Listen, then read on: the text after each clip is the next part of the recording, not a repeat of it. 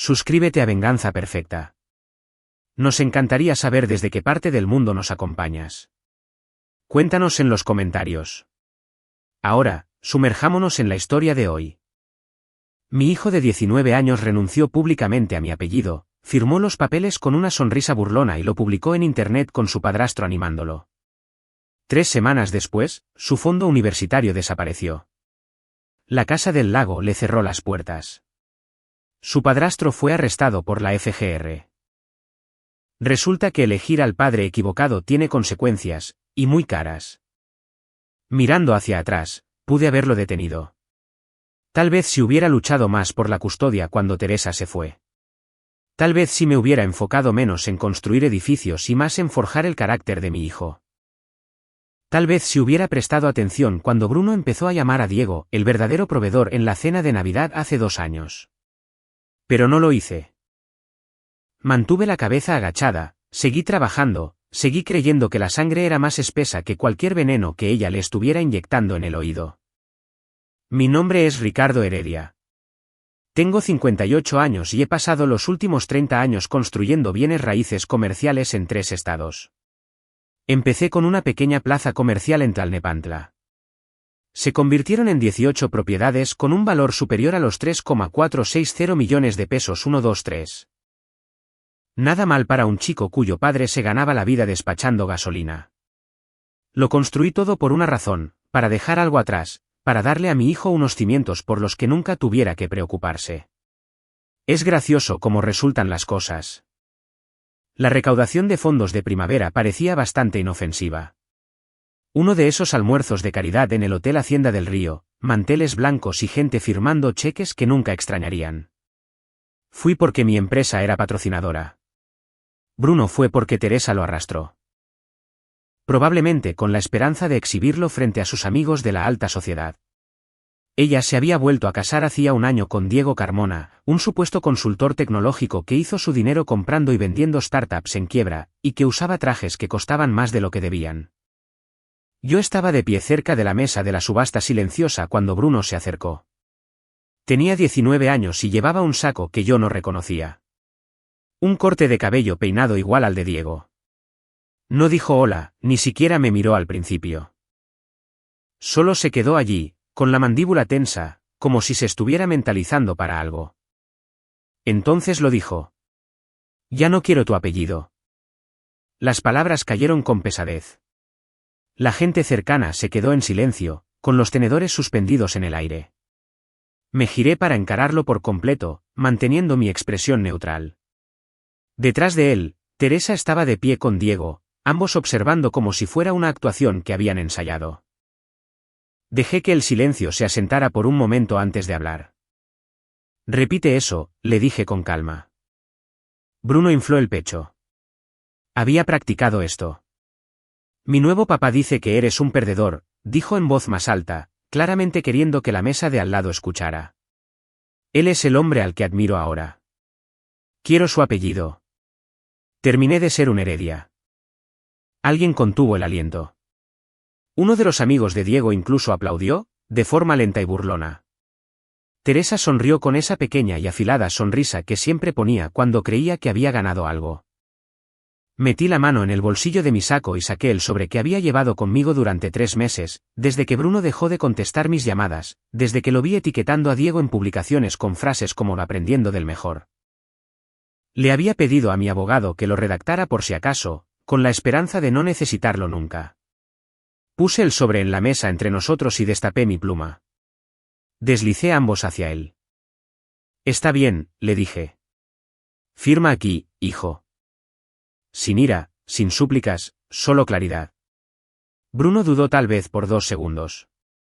Luego agarró la pluma como si fuera un trofeo y garabateó su nombre en la parte inferior de la página. Su firma era grande, segura, inclinada como si no pudiera esperar a terminar conmigo. Él pensaba que estaba cortando lazos. No tenía idea de que acababa de quedar fuera de todo lo que yo había construido. Doblé el papel, lo guardé de nuevo en mi saco y levanté mi vaso de agua. Por Bruno, dije de manera ecuánime. Que obtengas exactamente lo que acabas de pedir. Algunas personas se rieron nerviosamente.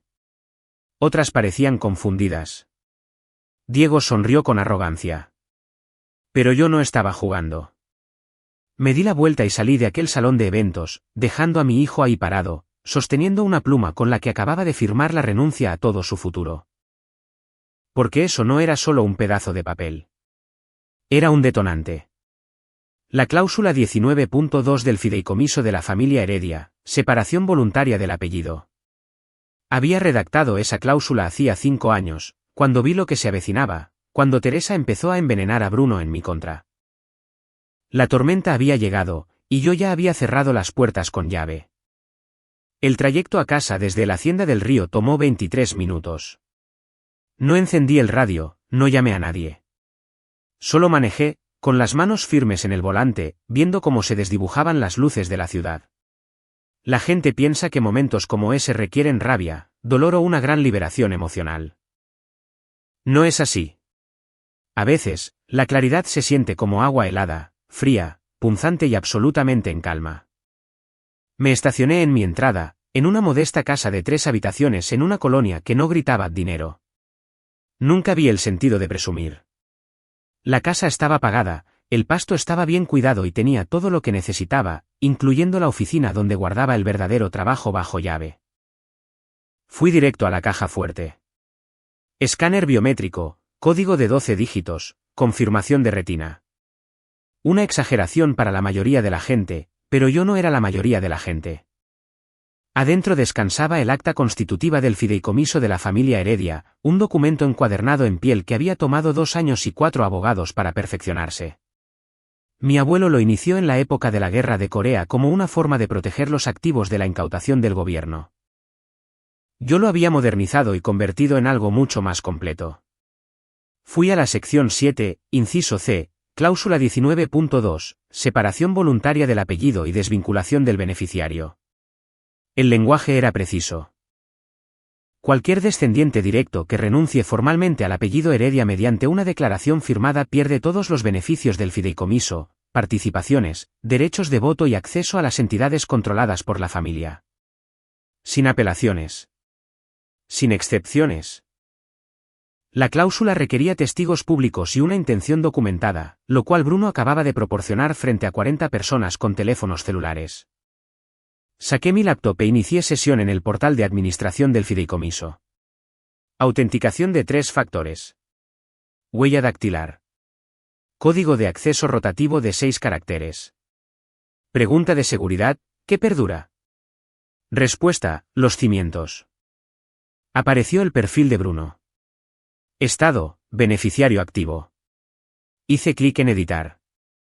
Apareció un menú desplegable. Seleccioné, invocar cláusula de anulación 19.2. Apareció un cuadro de advertencia rojo, esta acción es permanente e irreversible. Confirme con el código de autorización maestro. Escribí el código de 16 dígitos que había memorizado hacía 5 años. Presioné la tecla de Enter. El sistema procesó la información por 3 segundos. Luego, el estado de Bruno pasó de verde a gris. Inactivo.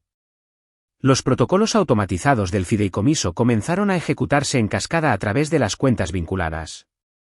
Acceso al fondo universitario revocado. Poder de representación médica cancelado. Fila de herencia de propiedades eliminada. Acciones con derecho a voto en el corporativo inmobiliario Heredia redistribuidas al fondo de reserva patrimonial. Todo había desaparecido. No porque yo estuviera enojado, sino porque él lo había pedido.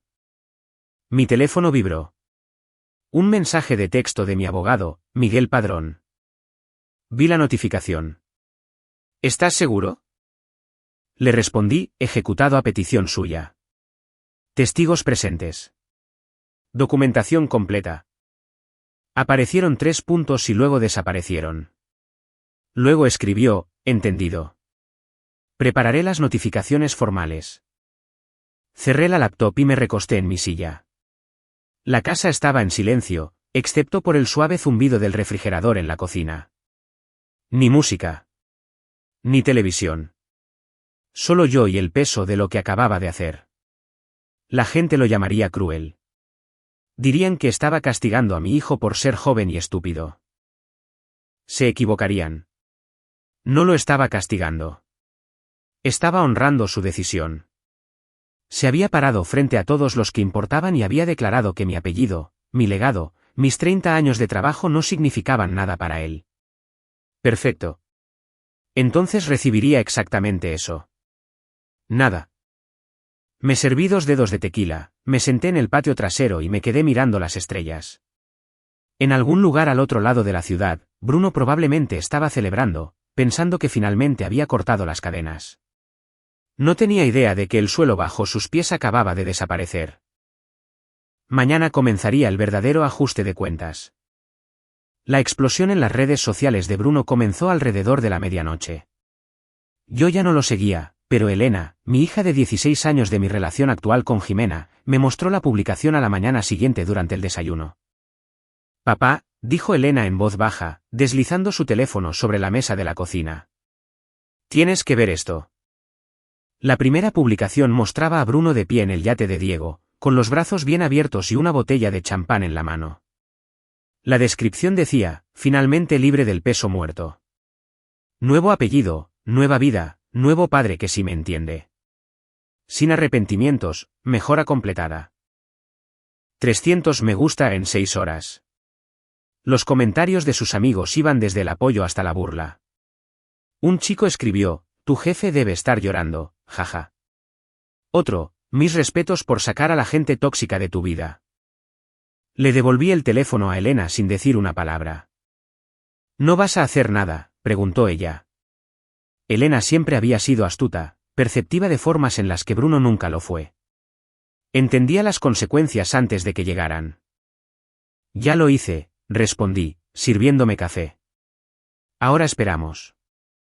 Ella estudió mi rostro por un momento y luego asintió. Elena había visto lo suficiente de mi forma de operar para saber que el silencio no era sinónimo de inacción. Para el lunes por la tarde, llegó el primer temblor. Bruno me llamó. Era la primera vez en 4 meses. Dejé que se fuera al buzón de voz. Volvió a llamar 20 minutos después. Luego otra vez. Al cuarto intento, contesté. ¿Qué pasa?, dije secamente. Papá, hay un problema con el portal de la universidad.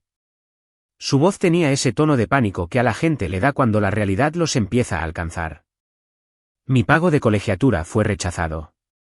Dice que mi beca ha sido revocada. Le di un sorbo a mi café. Y necesito que lo arregles. Hay algún tipo de error en el sistema. El Fondo Educativo Heredia simplemente desapareció. No desapareció, Bruno. Fue reasignado. Silencio. Luego preguntó, ¿a qué te refieres con reasignado? Firmaste un documento de separación de apellido, expliqué con calma. El fideicomiso opera bajo una disposición de protección del apellido. Sin el apellido Heredia, no hay beneficios Heredia. Ya no eres elegible para ningún fondo administrado por el fideicomiso familiar. Eso es una locura. No puedes simplemente hacer eso. Yo no hice nada. Lo hiciste, lo corregí. Renunciaste al apellido. El fideicomiso respondió de acuerdo con su acta constitutiva. Cláusula 19.2. Debiste haber leído lo que firmaste. Esto es porque herí tus sentimientos. Su voz se quebró por el enojo. Vas a arruinar mi educación por un resentimiento absurdo. Esto no tiene nada que ver con sentimientos, dije ecuánimemente. Tomaste una decisión. Las decisiones tienen peso. Lo estás aprendiendo ahora. Mamá dijo que intentarías algo como esto. Diego va a hablar con sus abogados. Buena suerte con eso. Todo está blindado y atestiguado. Lo declaraste públicamente, lo firmaste voluntariamente y lo celebraste en Internet. Ningún tribunal anulará una disposición válida de un fideicomiso cuando el beneficiario solicitó activamente la exclusión. Colgó sin decir otra palabra. Elena levantó la vista de su tarea. ¿Cuánto tiempo pasará hasta que se dé cuenta de que no es solo el fondo universitario? Dale una semana, le dije. Tal vez menos. Esa noche, Teresa llamó. No le contesté. Dejó un mensaje de voz, su voz tensa con una furia apenas controlada, estás cometiendo un gran error, Ricardo. Bruno es tu hijo. Lo estás destruyendo por nada. Llámame. Tenemos que arreglar esto. Lo borré sin escucharlo todo. Algunos puentes los quemas, otros los desmantelas ladrillo por ladrillo, con tanto esmero que nadie podrá reconstruirlos jamás. La notificación formal llegó el miércoles. No para Bruno, sino para Teresa. Correo certificado, requería firma. Entregado a las 10:47 de la mañana, según el rastreo. Mi abogado, Miguel, lo había redactado exactamente como se lo pedí. Profesional, objetivo y completamente devastador. Teresa me llamó 6 veces en la primera hora. Las ignoré todas. Luego probó con el número de Jimena. Jimena, que llevaba 3 años conmigo y entendía perfectamente cómo manejaba yo las guerras familiares, rechazó la llamada y silenció su teléfono. Finalmente, a las 2:15 de la tarde, sonó la línea de mi oficina. Mi asistente, Daniela, le pasó la llamada sin preguntar. Ricardo, la voz de Teresa era hielo envuelto en gasolina. Tenemos que hablar. Ahora. Te escucho, le dije, reclinándome en la silla de mi escritorio. El fondo del fideicomiso de Bruno está congelado. Su seguro de gastos médicos fue cancelado. Los códigos de acceso de la Casa del Lago ya no funcionan. Y acabo de recibir una carta de tu abogado diciendo que ha sido eliminado del plan de sucesión del corporativo inmobiliario Heredia. Es correcto, confirmé. Esto es una locura. Tiene 19 años. Estás castigando a un adolescente por estar enojado contigo. Es un adulto que tomó una decisión de adulto, respondí. Renunció públicamente al apellido Heredia, firmó documentación legal confirmándolo y publicó vídeos de celebración en Internet. El fideicomiso respondió de acuerdo a su estructura de gobierno. Yo no lo castigué. Él mismo se descalificó. Sabes perfectamente que él no entendió lo que estaba firmando. Entonces debió haberlo leído. O preguntado. O pensado antes de actuar. Pero no lo hizo porque Diego le dijo que yo no valía nada, y tú estuviste de acuerdo. Así que se comprometió pública y legalmente. Esa firma es vinculante. Hubo una larga pausa. Podía escuchar su respiración, casi podía verla tratando de encontrar un ángulo, una grieta en mi armadura. Finalmente dijo, Diego dice que podemos demandar. Probar que lo coaccionaste. Adelante, dije con calma. Tengo vídeos desde 4 ángulos diferentes que muestran a Bruno sonriendo, riendo y firmando sin dudar. Tengo sus publicaciones en redes sociales celebrando la decisión. Tengo testigos, incluido Diego, que confirman que actuó voluntariamente. Perderán. Gastarán una fortuna en honorarios legales y se humillarán públicamente. Pero por favor, procedan.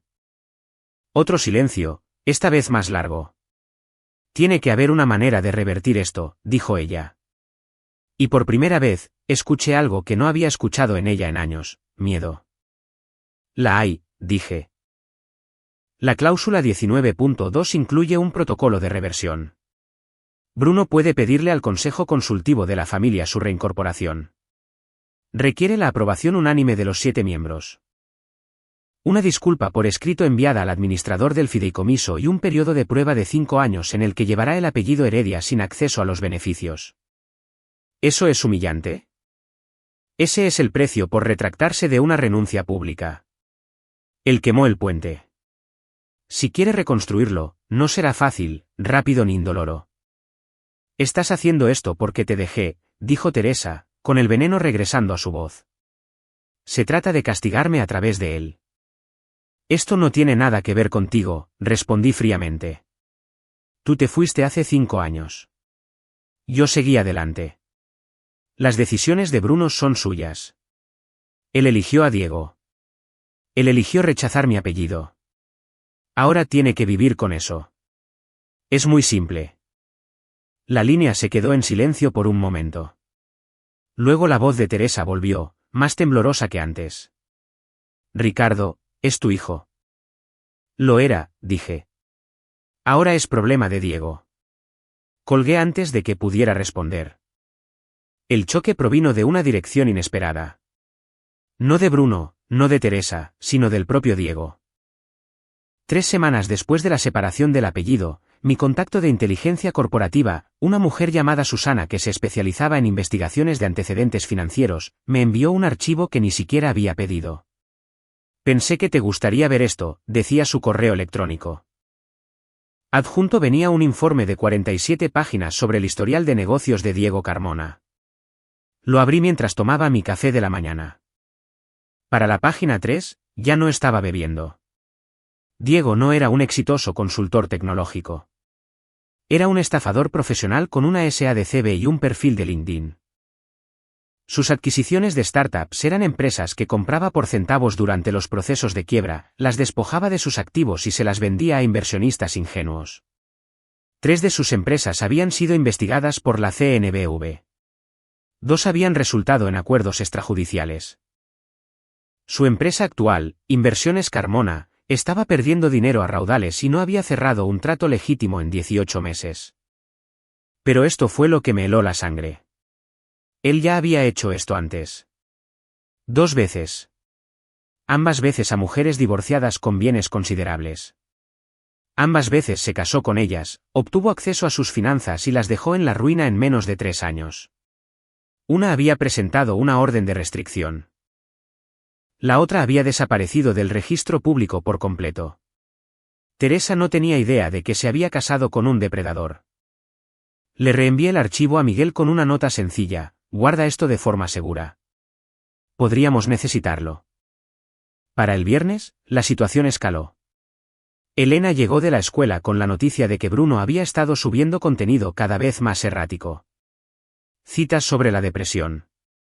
Amenazas vagas sobre personas que abandonaban a la familia. Una publicación lo mostraba sentado en un auto a las 2 de la madrugada con el texto: cuando te das cuenta de que las personas en las que confiabas te estuvieron jugando sucio todo este tiempo. Papá, creo que está en problemas, dijo Elena en voz baja. Problemas graves. Miré la publicación que me mostró. El chico iba en caída libre, pero no por mí. Las horas de publicación contaban una historia diferente. La mayoría fueron subidas entre la medianoche y las 4 de la madrugada. Los comentarios de sus amigos habían pasado de mostrar apoyo a mostrar preocupación. Uno escribió: hermano, ¿estás bien? Llámame. Esa tarde, recibí una llamada de un número desconocido. En contra de mi buen juicio, contesté. Era Bruno, pero su voz era diferente. ¿Qué? Asustada. Papá, tengo que decirte algo, dijo. Diego no es quien mamá cree que es. Me senté más erguido. Sigue hablando. Le ha estado pidiendo a mamá que firme como aval en préstamos de negocios. Préstamos grandes. Dice que son inversiones, pero he visto el papeleo. Son deudas personales. Está ahogado, papá. Muy mal. Y está usando el crédito de ella para mantenerse a flote. ¿Cuánto?, pregunté. No lo sé exactamente, pero la semana pasada lo escuché en el teléfono amenazando a alguien por pagos atrasados. Y mamá ha estado llorando mucho. Ella cree que no me doy cuenta, pero sí. Cerré los ojos. A pesar de todo, Teresa no se merecía esto. Bruno, escúchame con atención. No firmes nada de lo que Diego te dé. No seas su aval. No seas su testigo. Ni siquiera toques los papeles. ¿Entendido? Sí, dijo en voz baja. Papá, lo siento. Por todo. Fui un estúpido. Hablaremos de eso después. Ahora mismo necesito que hagas algo por mí. Consigue copias de cualquier documento que encuentres. Solicitudes de préstamos, estados de cuenta bancarios, cualquier cosa con el nombre de Diego. No dejes que se entere de que estás buscando. ¿Puedes hacer eso? Creo que sí. Bien. Envíaselos a Miguel Padrón. ¿Lo recuerdas? Tu abogado. Sí. Hazlo esta noche si puedes.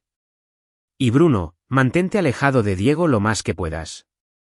Si te pide que firmes algo o que hagas algún movimiento financiero, llámame primero. No importa la hora. Hubo una larga pausa. Luego preguntó, ¿esto significa qué? No significa nada todavía, lo interrumpí. Un problema a la vez. Consígueme esos documentos. Colgó. Me quedé ahí sentado mirando mi teléfono, sabiendo que el colapso de Diego se acercaba. La única pregunta era cuánto daño haría en su caída. Los documentos llegaron a mi correo electrónico a las 3:47 de la madrugada. Bruno le había tomado fotos a todo. Solicitudes de préstamos con la firma falsificada de Teresa, estados de cuenta de tarjetas de crédito que mostraban una deuda por más de $3, 115,000 pesos 123. Correspondencia de agencias de cobranza y una cadena de correos electrónicos particularmente comprometedora donde Diego discutía cómo extraer el máximo valor antes del divorcio. Había estado planeando dejarla en la quiebra desde el principio. Le reenvié todo a Miguel con una nota: prepara las opciones legales. Fraude, falsificación de documentos, posible robo. Quiero que esto sea irrefutable. Para las 9 de la mañana, Miguel me devolvió la llamada. Ricardo, esto es territorio de fraude electrónico federal. Si siquiera la mitad de estas firmas son falsas, Diego se enfrenta a una condena grave en prisión. ¿Teresa lo sabe? Todavía no, pero lo sabrá. Conduje hasta la casa de Teresa esa tarde. Sin avisar. El código del portón aún funcionaba, lo que me decía que Diego no se había molestado en cambiarlo. Arrogancia o estupidez, no importaba cuál. Teresa abrió la puerta usando una bata de baño a las 2 de la tarde. Tenía los ojos rojos y el cabello sucio. Parecía haber envejecido 5 años en 3 semanas. Ricardo, ¿qué haces aquí? Tenemos que hablar. Adentro. Ahora. Ella dudó, pero se hizo a un lado. La casa se veía diferente. Faltaban muebles en la sala. Había espacios vacíos en las paredes donde antes colgaban obras de arte. Cajas apiladas en el pasillo. ¿Qué está pasando?, pregunté, señalando las cajas. Diego está consolidando activos, dijo mecánicamente. Optimizando recursos para un nuevo negocio. Está liquidando todo antes de huir, la corregí. Teresa, siéntate. Abrí mi laptop y le mostré todo. El fraude con los préstamos. Las firmas falsificadas. Los matrimonios anteriores. Las investigaciones de la CNBV. Su rostro pasó de la confusión al horror y luego a algo que parecía dolor físico. Dijo que era capital de inversión, susurró ella. Dijo que estábamos construyendo algo juntos. Él estaba construyendo una estrategia de salida. Usando tu crédito, tus bienes, tu nombre. Y cuando no quede nada, desaparecerá. Igual que le hizo a las demás. Ella se quedó mirando la pantalla, con lágrimas corriendo por su rostro. ¿Cuánto tiempo llevas sabiéndolo? 3 semanas. He estado reuniendo pruebas. Teresa, necesitas congelar tus cuentas de inmediato. Presentar una denuncia ante el Ministerio Público. Conseguir una orden de restricción. Este hombre es peligroso. ¿Dónde está ahora?, preguntó ella. Según Bruno, se fue esta mañana. Dijo que tenía reuniones en Monterrey. Probablemente esté moviendo el dinero a cuentas en el extranjero. Entonces se quebró. No con llanto, sino con algo más profundo. Una especie de colapso que ocurre cuando te das cuenta de que te han utilizado. No la consolé. Ese ya no era mi trabajo. Pero tampoco me fui. Le diré a Miguel que prepare el papeleo necesario, le dije. Cargos por fraude, recuperación de bienes, trámites de divorcio. Necesitarás un abogado independiente, alguien que se especialice en delitos financieros. Te puedo recomendar a 3. ¿Por qué me estás ayudando?, preguntó ella. Porque Bruno me lo pidió. Y porque eres amiga de la madre de Elena. Y Jimena querría que yo hiciera lo correcto. Pero principalmente porque ver a Diego ir a prisión será muy satisfactorio. Ella casi sonrió ante eso. Casi. ¿Y qué pasará con Bruno?, preguntó. El fideicomiso. Puedes. Una cosa a la vez, le dije. Lidiemos con Diego primero. Luego hablaremos de lo que sigue. La dejé con la información de contacto de Miguel y una lista de contadores forenses. Mientras me alejaba, vi la camioneta Escalade de Diego entrando por la entrada principal. Había regresado temprano. Tomé nota mental de pedirle a Miguel que acelerara los trámites legales. El tiempo de Diego se estaba acabando. Encontré a Bruno en el Jardín Botánico del Río un martes por la mañana. Estaba trabajando como voluntario, vistiendo una camisa manchada de tierra y guantes de trabajo, arrancando la maleza de los macizos de plantas perennes cerca del pabellón de entrada. Había recibido un aviso de Elena, que había estado rastreando sus redes sociales. Sus publicaciones habían cambiado. Ya no había fotos de fiestas ni textos arrogantes. Solo fotos tranquilas de plantas y amaneceres. Lo observé trabajar durante unos minutos antes de acercarme. Se movía metódicamente, separando con cuidado la maleza de las flores. Había algo diferente en él. Humildad, tal vez. O cansancio que parecía madurez. Bruno, dije. Se dio la vuelta, sobresaltado. Tenía la mejilla manchada de tierra. Se veía más delgado, de alguna manera mayor. Papá. No sabía que venías aquí. He sido voluntario aquí por 12 años, respondí. Normalmente los jueves. Tú elegiste los martes. Asintió lentamente, comprendiendo. Había elegido un día diferente a propósito, intentando caminar por un sendero sin cruzarse con el mío. ¿Podemos hablar?, preguntó en voz baja. Nos sentamos en una banca cerca del estanque de las carpas Koi, el mismo donde estaba montada la placa conmemorativa de mi abuela. Bruno había jugado aquí de niño. Solía alimentar a los peces, riéndose cuando se arremolinaban por las bolitas de comida. Llevo 8 semanas viniendo aquí, comenzó a decir. Todos los martes y sábados. 6 horas al día. No lo hago por obtener créditos escolares o para demostrártelo a ti ni nada. Simplemente necesitaba hacer algo que importara. No respondí, solo lo escuché. Diego está en la cárcel, continuó. Bajo custodia federal. Lo arrestaron en el aeropuerto cuando intentaba abordar un vuelo a las Islas Caimán. Mamá es un desastre. El banco está embargando la casa. Se está quedando con su hermana en Querétaro. Lo sé, le dije. Me miró. Tú la ayudaste, ¿verdad? Le conseguiste un abogado, presentaste las denuncias por fraude. Hice lo que tenía que hacerse. ¿Por qué? Después de todo lo que ella hizo, de todo lo que yo hice. Observé a una garza aterrizar al otro lado del estanque. Porque ayudarla no se trataba de perdón. Se trataba de hacer lo correcto. Tu madre cometió errores, pero Diego era un depredador. Nadie se merece eso. Bruno se quedó callado durante un largo rato. Encontré algo en los archivos de mamá, después de que la FGR se llevara la mayoría de los documentos. Cartas que me escribiste. Una cada año desde que nací. Ella las guardaba en una caja en el ático. Recordaba esas cartas.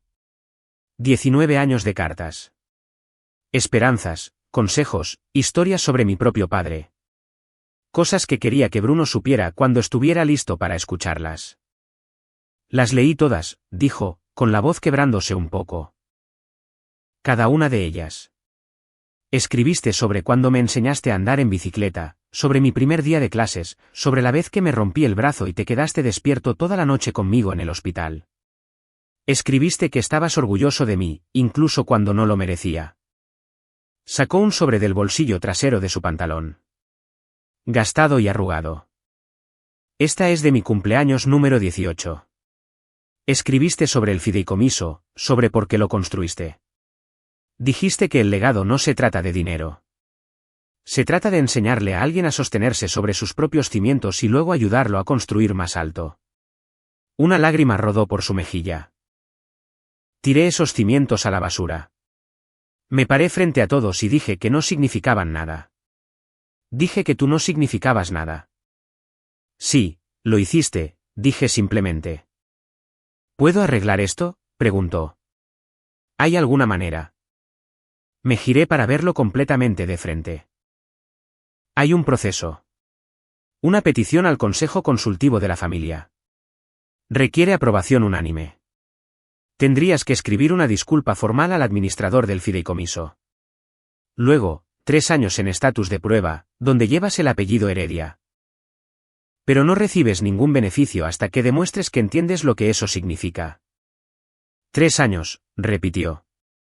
Como mínimo. Y Bruno, ese consejo incluye a tu tío abuelo Tomás, que peleó en la guerra de Vietnam y no cree en las segundas oportunidades. A tu prima Julieta, que construyó su propia empresa desde la nada y no tiene paciencia para aquellos que se sienten con derechos regalados. No te lo van a poner fácil. No quiero que sea fácil, dijo. Quiero ganármelo de vuelta. El tiempo que tome. Me puse de pie. Entonces empieza con la disculpa. Escríbela tú mismo. Sin abogados. Sin ayuda mía. Cuando termines, envíasela a Miguel Padrón. Él se la presentará al consejo. Después de eso, está fuera de mis manos. ¿Votarás por mí?, preguntó Bruno. Yo no voto, le dije. Me abstengo. Esta tiene que ser su decisión, no la mía. Asintió, entendiendo la situación. Empecé a alejarme, pero luego me detuve. Bruno, lo del voluntariado. Sigue haciéndolo. No por el consejo, no por la reincorporación. Hazlo porque es lo correcto. Esa es la lección que te faltaba aprender. Lo dejé sentado allí, junto al estanque, rodeado de los jardines que estaba ayudando a mantener. Si encontraría o no el camino de regreso, yo no lo sabía. Pero al menos lo estaba intentando. La reunión del Consejo Consultivo tuvo lugar 4 meses después en la sala de juntas de las oficinas principales del Corporativo Inmobiliario Heredia. 7 miembros se sentaron alrededor de la mesa. Mi tío Tomás, mi prima Julieta, 3 primos segundos que ocupaban puestos en el negocio familiar y 2 fideicomisarios independientes designados por el acta constitutiva original. Yo me senté en la sección de observadores, no en la mesa. Jimena estaba a mi lado y Elena había pedido venir. Quería ver cómo funcionaban estas cosas. Miguel Padrón presentó la petición de Bruno.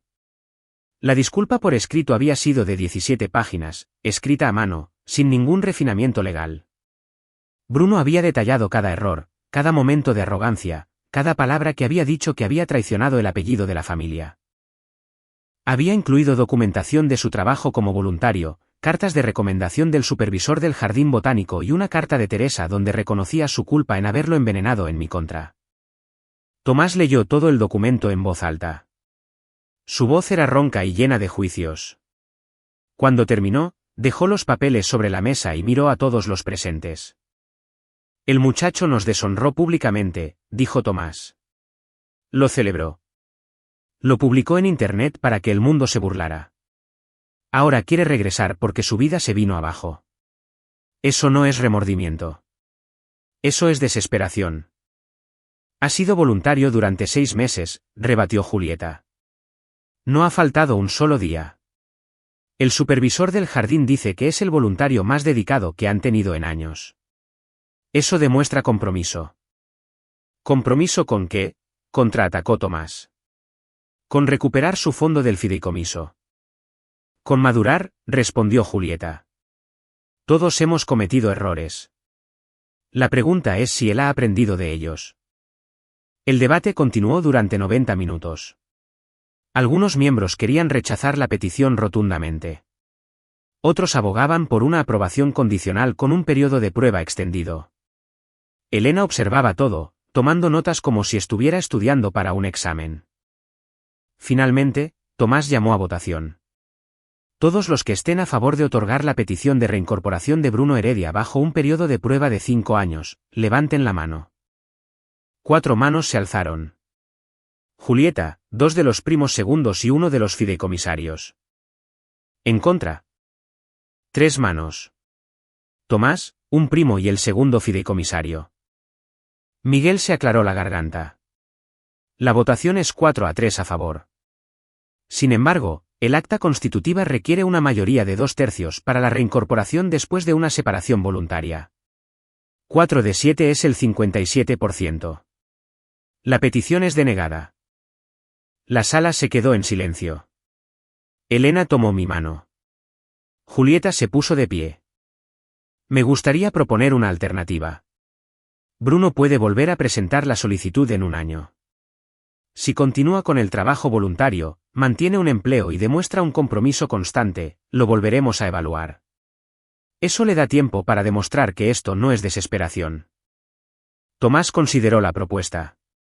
Está bien. Un año. Pero no puede estar presentando solicitudes todos los meses.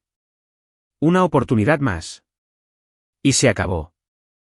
Todos asintieron. Miguel tomó nota. La petición de Bruno Heredia es denegada. Elegibilidad para nueva solicitud otorgada en 12 meses. Sujeta a la demostración de un esfuerzo de buena fe. El periodo de prueba tras la aprobación, de ser concedida, se extenderá a 5 años. Después de la reunión, Elena y yo caminamos juntos hacia el estacionamiento. Eso pareció muy duro, dijo en voz baja. Fue justo, le respondí. Bruno tiró a la basura algo muy valioso. Recuperarlo debería ser más difícil que perderlo. Lo logrará. Eso depende de si está trabajando para que lo reincorporen o si está trabajando para convertirse en alguien digno de ello. El consejo notará la diferencia. Condujimos a casa en silencio. Más tarde esa noche, Bruno me envió un mensaje de texto. Solo 3 palabras. Lo seguiré intentando. No respondí, pero tampoco lo borré. La segunda petición de Bruno llegó 11 meses después. No 12. La había enviado antes de tiempo. Lo cual me indicaba que, o no había aprendido a tener paciencia, o estaba tan comprometido que no podía esperar ni un día más. Yo esperaba que fuera lo segundo. Esta petición era diferente. 32 páginas documentando cada hora de voluntariado, cada certificación de jardinería que había obtenido, cada cambio de vida que había hecho. Se había inscrito en una universidad pública estudiando horticultura y administración de empresas. Se había mudado a un departamento modesto y pagaba la renta con su sueldo de un trabajo de paisajismo. Sin ayuda de Teresa. Sin atajos. Sin el dinero de Diego respaldándolo, porque Diego estaba cumpliendo una condena de 4 años en una prisión federal. El consejo se reunió en noviembre. La misma sala. Los mismos 7 miembros. Esta vez, Julieta presentó la petición en lugar de Miguel. Ella había estado asesorando a Bruno en secreto. Algo de lo que me enteré solo cuando lo mencionó durante su presentación. Ha trabajado 847 horas como voluntario en 11 meses, dijo Julieta. El jardín botánico lo promovió a líder de cuadrilla. Está entrenando a los nuevos voluntarios. Terminó 2 semestres en la universidad con un promedio de 9,3 mientras trabajaba 40 horas a la semana. Y ha hecho todo esto sabiendo que tal vez no sea reincorporado. Tomás interrumpió. ¿Ha publicado algo de esto en Internet? ¿Ha hecho un espectáculo de su redención? No, respondió Julieta. Lo revisé. Sus redes sociales han estado inactivas durante 10 meses. Su última publicación fue una disculpa a todos los que había lastimado. Después de eso, silencio. Eso es interesante, admitió Tomás a regañadientes. La deliberación duró 2 horas. Elena se sentó a mi lado otra vez. Ahora tenía 17 años y se estaba preparando para sus propias solicitudes universitarias. Había usado la historia de Bruno en uno de sus ensayos sobre las consecuencias y la redención. Fue aceptada en el TEC de Monterrey. Finalmente, Tomás llamó a votación. Todos a favor de conceder la petición de Bruno Heredia bajo un periodo de prueba de 4 años con revisiones trimestrales por parte del Consejo. Se alzaron 7 manos. Todas y cada una de ellas. Tomás me miró directamente. Ricardo, ahora estás invitado a hablar. Como padre de Bruno, el Consejo quiere conocer tu perspectiva. Me puse de pie lentamente. Todas las miradas se volvieron hacia mí. Bruno tomó una decisión que me lastimó profundamente, dije. Pero más importante aún, se lastimó a sí mismo. Tiró algo que no entendía porque alguien le dijo que no valía nada. En los últimos 11 meses, ha estado aprendiendo lo que realmente significa el valor. No la herencia. No la riqueza regalada. El valor del trabajo, del compromiso. De dar la cara cuando nadie está mirando. Hice una pausa. Si lo reincorporan, dejen claros los términos. 4 años de prueba significan 4 años para demostrar que entiende lo que representa el apellido Heredia. No dinero. No edificios. Integridad. Si él puede demostrar eso, entonces se habrá ganado su lugar de regreso. No por ser mi hijo, sino porque se ha convertido en alguien digno del legado. Me senté. La sala se quedó en silencio. Miguel documentó la decisión. La petición de Bruno Heredia es aprobada 7-0. Periodo de prueba. 4 años con revisiones trimestrales. Beneficios totales suspendidos hasta la finalización exitosa del mismo. Derechos de voto en el fideicomiso restaurados al 50% de capacidad. Reincorporación total sujeta a la aprobación del Consejo Consultivo al final del periodo de prueba. Después de la reunión, caminé hacia mi auto. Bruno me estaba esperando en el estacionamiento, de pie junto a su Toyota de 10 años. Se veía nervioso. ¿Te lo dijeron?, pregunté. Julieta me envió un mensaje. 4 años de prueba. Exhaló. Gracias. No me des las gracias a mí. Yo no voté. Y no le agradezcas al consejo. Te ganaste esto por cambiar quién eres. La verdadera prueba comienza ahora. Lo sé, dijo. Papá, quiero que sepas algo. Incluso si hubieran dicho que no, habría seguido siendo voluntario. Habría seguido trabajando. Porque tenías razón. El legado no es lo que te dan. Es lo que construyes. Lo miré. Realmente lo miré. La arrogancia se había esfumado. Esa actitud de creer que merecía todo había sido calcinada por las consecuencias. Lo que quedaba era alguien que realmente podría convertirse en un hombre digno de respeto. Bien, le dije. Entonces ya aprendiste la lección más importante. El resto es simplemente dar la cara día con día. Conduje a casa. Jimena tenía la cena lista. Elena estaba estudiando para sus exámenes finales. La vida seguía adelante, como siempre lo hace, sin importar a quién perdamos o a quién encontremos en el camino. 15 meses después, yo estaba podando los rosales en el jardín botánico un jueves por la mañana cuando escuché pasos detrás de mí. Era Bruno, que llevaba su chaleco de líder de cuadrilla y cargaba una bandeja de plantas perennes nativas. Buenos días, papá, dijo. Habíamos vuelto a usar la palabra papá hacía unos 6 meses. Se la había ganado, no dado por sentado. Buenos días. Esas son para el jardín de polinizadores. Sí. Elena lo diseñó. ¿Viste sus planos? Elena había hecho prácticas profesionales en los jardines durante las vacaciones de verano antes de empezar en el TEC de Monterrey. Ella creó un plan integral de restauración de especies nativas que el consejo directivo aprobó por unanimidad. Bruno se había ofrecido como voluntario para implementarlo. Los vi. Ella tiene el ojo para el diseño de tu bisabuela. Trabajamos en un cómodo silencio por un rato. Luego Bruno dijo, testifiqué en la audiencia de sentencia de Diego la semana pasada. Solté mis tijeras de podar. ¿Cómo te fue?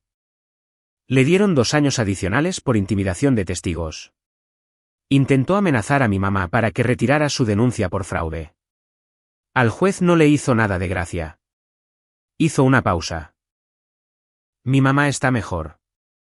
Está trabajando como gerente de oficina en San Juan del Río. Una empresa pequeña. Gente decente. Me pidió que te diera las gracias por conseguirle un nuevo comienzo. Ella lo hizo por sí misma, dije. Yo solo hice algunas presentaciones. Aún así, significó mucho. Terminamos de plantar las perennes. Mientras limpiábamos, Bruno sacó un sobre de su bolsillo trasero. Mi revisión trimestral es la próxima semana, dijo. Julieta cree que voy por buen camino para la reincorporación total después del 4º año. Pero primero quiero darte algo. Me entregó el sobre. Adentro había una carta escrita a mano y dirigida al fideicomiso de la familia Heredia. La leí estando de pie ahí en el jardín. Era el compromiso formal de Bruno con el legado familiar. No era un documento legal. Solo una promesa de honrar el apellido que casi había perdido. De construir algo que valiera la pena transmitir. De enseñarles a sus propios hijos algún día lo que realmente significa el valor. En la parte inferior, había escrito, un apellido no se regala. Se gana todos los días con las decisiones que tomamos y el carácter que demostramos. Pasaré el resto de mi vida ganándome este. Gracias por darme la oportunidad de intentarlo. Doblé la carta con cuidado. El consejo apreciará esto. No la escribí para el consejo, dijo Bruno. La escribí para ti. Algo se oprimió en mi pecho. Tal vez orgullo. O la lenta sanación de algo que había estado roto durante mucho tiempo. Sigue presentándote a dar la cara, le dije. Eso es todo lo que importa. 2 años después, Bruno completó su periodo de prueba. El consejo votó por unanimidad a favor de su reincorporación total.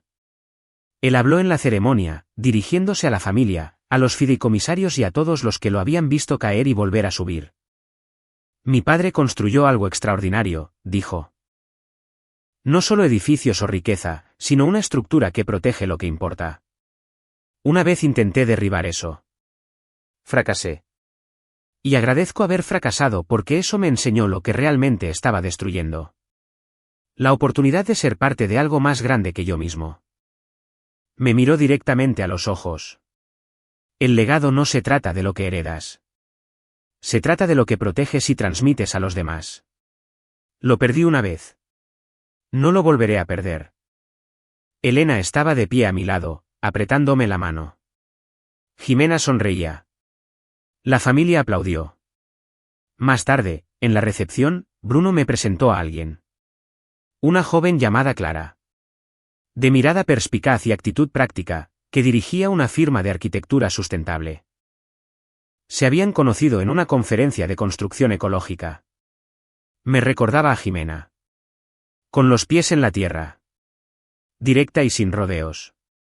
El tipo de persona que te hace ser mejor solo con estar cerca. Clara me está ayudando a diseñar el proyecto del jardín comunitario, explicó Bruno. Estamos convirtiendo ese lote baldío en Avenida Revolución en un espacio educativo para la agricultura urbana. ¿Utilizando los recursos de Desarrollos Heredia?, pregunté. Utilizando mi propio dinero y trabajo. Pero sí, una vez que se demuestre que es viable, propondré que lo repliquemos en 3 ciudades. Responsabilidad social corporativa que se une con la inversión comunitaria. Lo miré. Tenía 31 años ya. Aún joven, pero ya no era ingenuo. Había aprendido lo que yo había pasado toda una vida tratando de enseñarle. Que el verdadero poder proviene de construir, no de quitar. Bien, dije. Manténme informado. Esa noche, de vuelta en casa, saqué la antigua acta constitutiva de la familia. Actualicé el estado de Bruno de periodo de prueba a beneficiario de pleno derecho. Activo. Restaurado. El apellido había sido puesto a prueba. La estructura se había mantenido firme. Y el legado continuaba. No por cuestiones de sangre o de derecho de nacimiento, sino porque alguien finalmente había aprendido lo que significaba ganárselo. Algunos puentes se pueden reconstruir, pero solo si ambas partes están dispuestas a hacer el trabajo.